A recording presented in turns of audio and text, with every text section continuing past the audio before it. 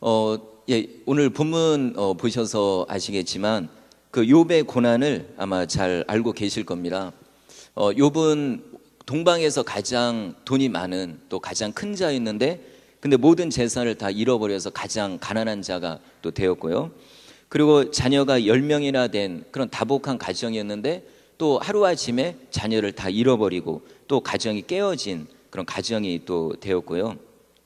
그리고 몸도 건강했는데 하루아침에 큰 병이 걸려가지고 정말 너무나도 고통스러운 그런 하루하루를 보내는 모습을 우리가 잘 알고 있습니다. 그 육신의 고통이 얼마나 큰지 정말 1분 1초도 숨을 쉴 수 없을 정도로 그렇게 고통스러워서 낮에는 시간이 빨리 가서 밤이 됐으면 하는 그런 마음이고, 또 깊은 밤중이 되면은 빨리 이 어둠의 고통, 이 외로움의 이 고통이 빨리 벗어나도록 아침에 왔으면 하고 바란다고 그 욥기에 보면 그렇게 나와 있습니다. 이렇게 하루 이틀 지금 몇 달째 고통을 당하고 있는 거죠. 차라리 죽었으면 왜 하나님께서 나를 이렇게 태어나게 하시고 왜 나를 고통스럽게 할까? 예전에 좋았던 때는 이제 완전히 기억 속에서 사라지고 지금 너무나도 고통스러운 그런 고백을 이렇게 하고 있습니다. 자, 이런 고통 속에서 욥이 간절히 바랬던 건 하나님 좀 만나고 싶다는 거죠. 근데 뭐 이런 좋은 차원에서 뭐 연인을 만나듯이 이렇게 하나님을 만나고 싶다는 게 아니고, 지금 억울한 이 일 때문에 하나님을 좀 만나서 따지고 싶은 그런 마음으로 지금 하나님을 만나고 싶다는 거죠. 도대체 나에게 왜 이런 고통을 주셨는지, 그리고 지금까지 그래도 하나님 뜻대로 산다고 했고 또 최선을 다해서 살았는데 왜 결과가 이런 고통스러운 결과가 왔는지, 그래서 하나님을 만난다면 정말 할 말도 많고 그리고 정말 따지고 싶은 그런 심정이라는 거죠. 자, 그런데 이렇게 간절한 욥의 소원에도 불구하고 가장 고통스러운 순간에는 하나님이 보이지 않은 거죠. 또한 어떤 위로의 말씀도 없었고 오히려 그 주변에는 자신의 이 욥의 마음을 정말 갈기갈기 찢는 듯한 그런 친구들의 이야기, 질책과 책망 뿐이었던 거죠. 오늘 본문 중에 그 욥의 간절한 마음을 우리가 알 수 있는 구절들이 있습니다. 한번 3절 같이 한번 읽어보겠습니다. 시작. 내가 어찌하면 하나님을 발견하고 그의 처소에 나아가랴. 8절과 또 9절입니다. 같이 읽겠습니다. 그런데 내가 앞으로 가도 그가 아니 계시고 뒤로 가도 보이지 아니하며 그가 왼쪽에서 일하시나 내가 만날 수 없고 그가 오른쪽으로 돌이키시나 배울 수 없구나.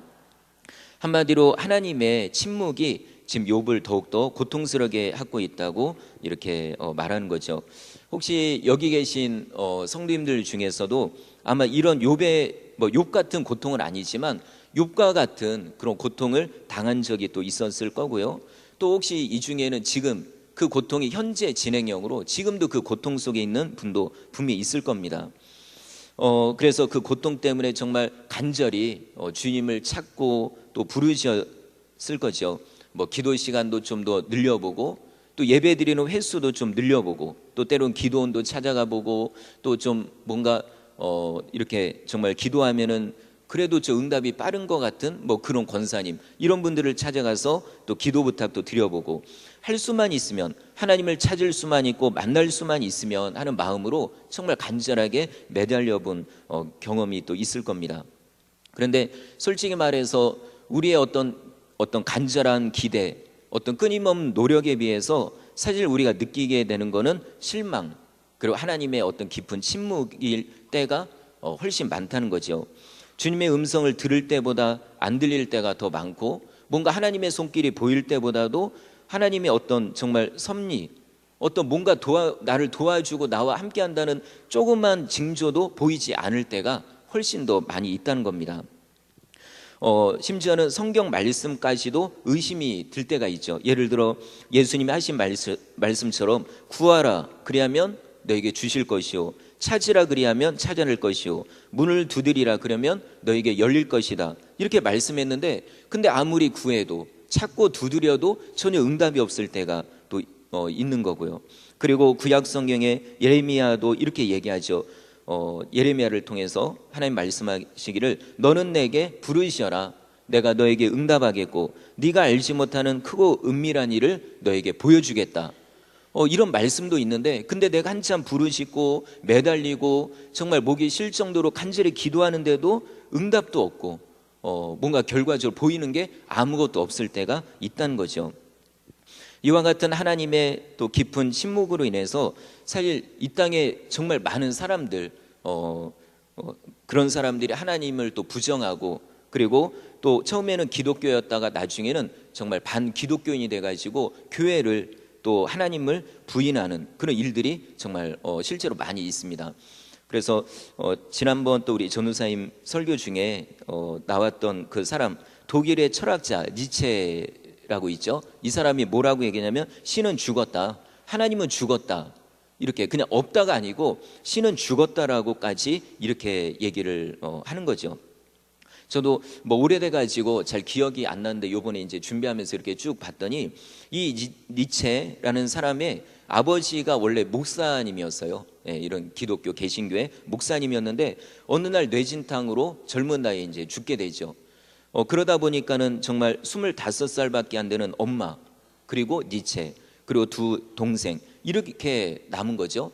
그리고 아빠가 돌아가시고 나서 한 2달 만에 또 이제 이 니체의 막내 동생도 또 죽게 되고, 이런 가정의 어려움이 또 있게 되고요. 그리고 그래도 엄마의 소원이 너도 아빠처럼 정말 목사가 되면 좋겠다, 이런 소원이 있어가지고 니체도 이제 청년이 되면서 신학교에 또 입학을 합니다. 그러나 그것도 잠시이고 결국에는 너무나도 그가 생각하는 것과 또 하나님을 믿는다는 이 신학과 너무나도 거기에서 오는 어떤 그 갈등이 있어가지고 신학을 결국에는 포기를 합니다.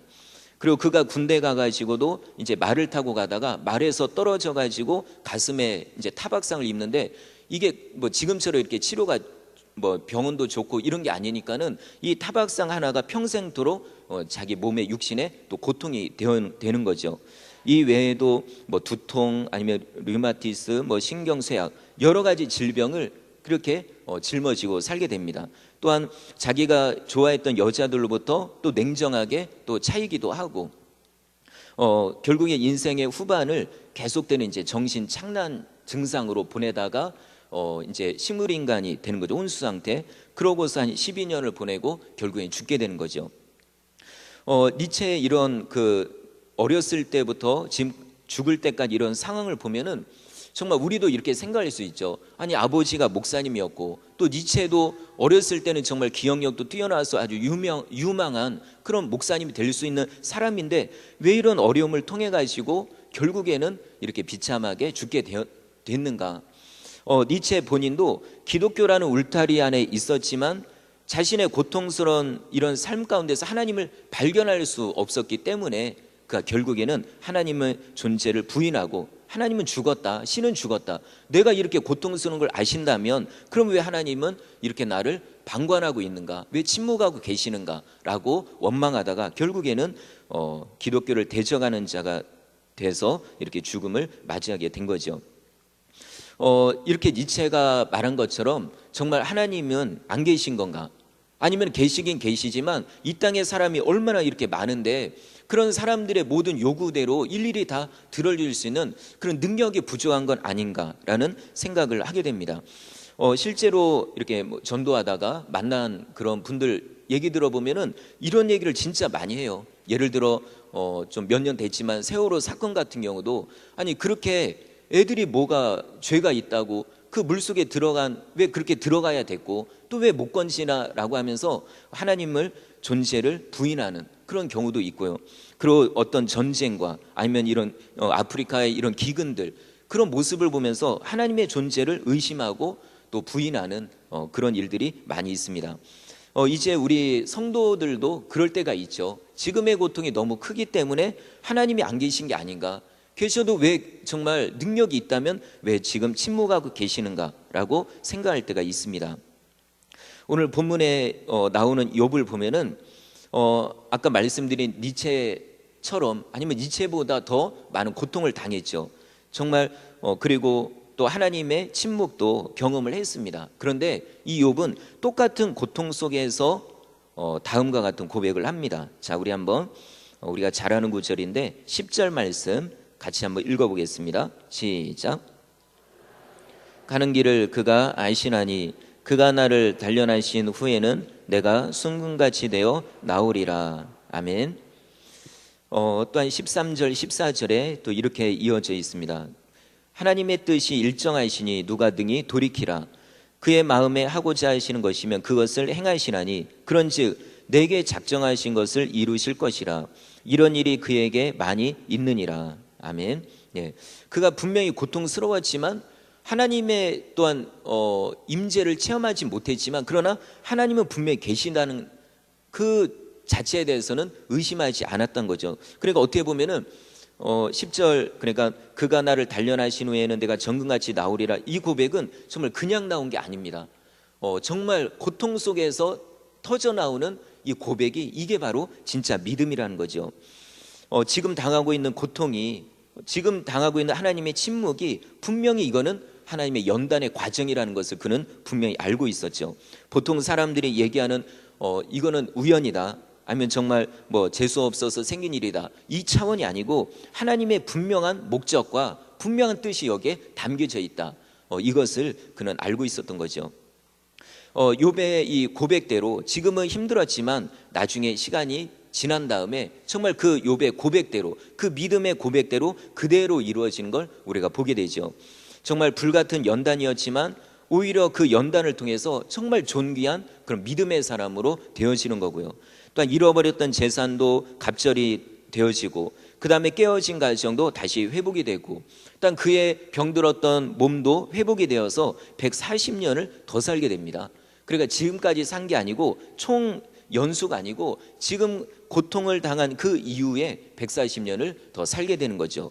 여기에다가 아들, 손자, 증손자, 고손자, 바로 4대까지의 후손을 보게 되는 이런 놀라운 축복을 보게 되는 거죠. 오늘 말씀을 이렇게 보면은 우리가 믿음 생활하다가 분명히 하나님의 침묵의 때를 경험할 때가 있죠.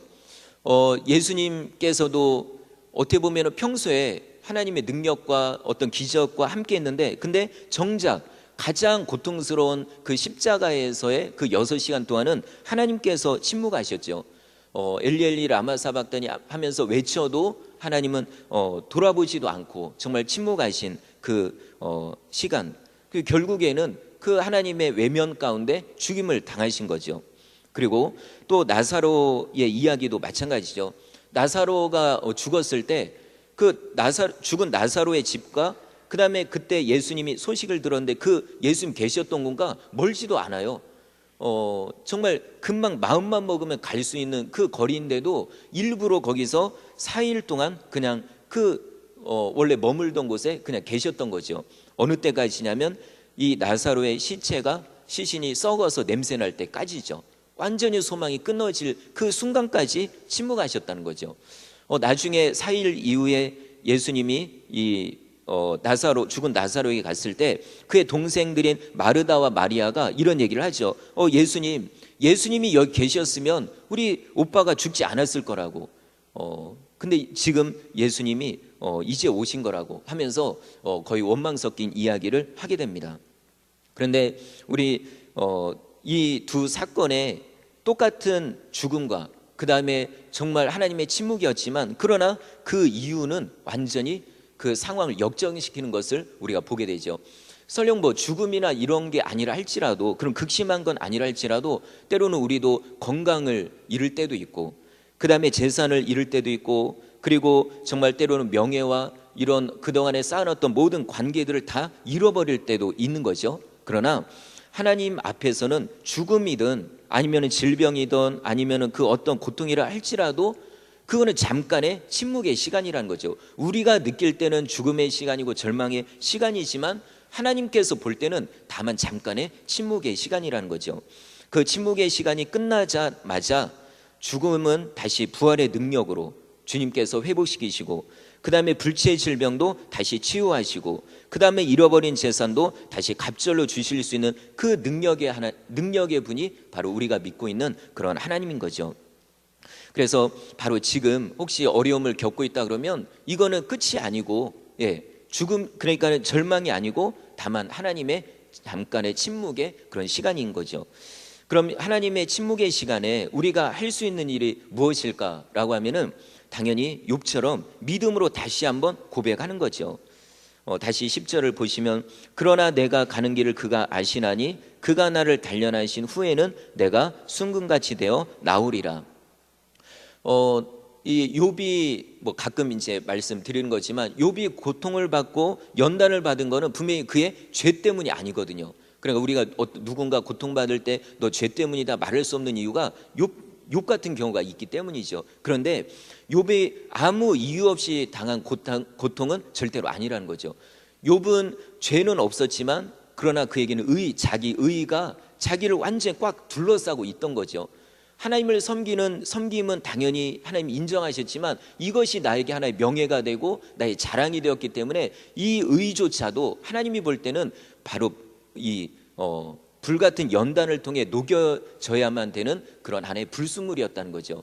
우리가 고통을 당할 때, 어려움을 당할 때 분명히 죄 때문인 경우도 있지만 그러나 죄가 아닌 경우도 있습니다. 그러나 거기에는 분명한 하나님의 의도, 하나님의 뜻이 있는 거죠.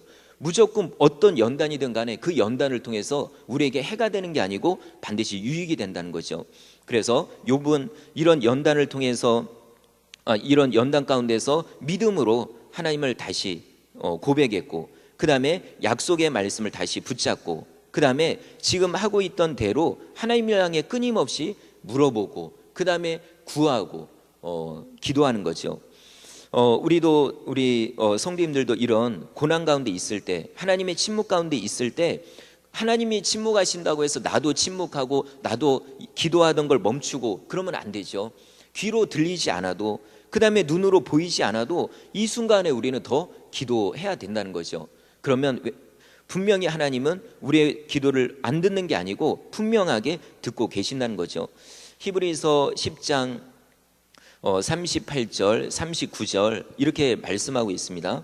나의 의인은 믿음으로 말미암아 살리라. 또한 뒤로 물러가면 내 마음이 그를 기뻐하지 아니하리라.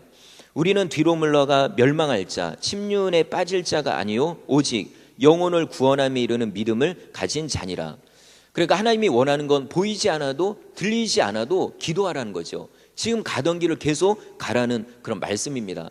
지금 하나님의 음성이 들리지 않는다고 해서, 뭔가 보이지 않는다고 해서 주저앉고 뒤로 물러나 버리면 하나님 그런 모습을 하나님께서 기뻐하지 아니하신다는 그런 말씀이죠.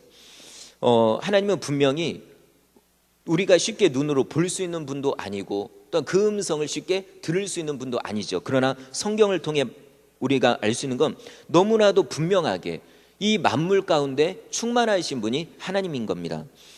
다윗이 시편 139편에 이렇게 고백하기를 내가 하늘에 올라갈지라도 거기 계시며 스올에 내 자리를 펼지라도 거기 계시고 새벽 날개를 치며 바다 끝에 가서 거주할지라도 거기서도 주의 손이 나를 인도하시고 주의 오른손이 나를 붙드시니이다 라고 고백을 합니다. 다윗처럼 또 고난을 많이 받은 사람이 또 없잖아요.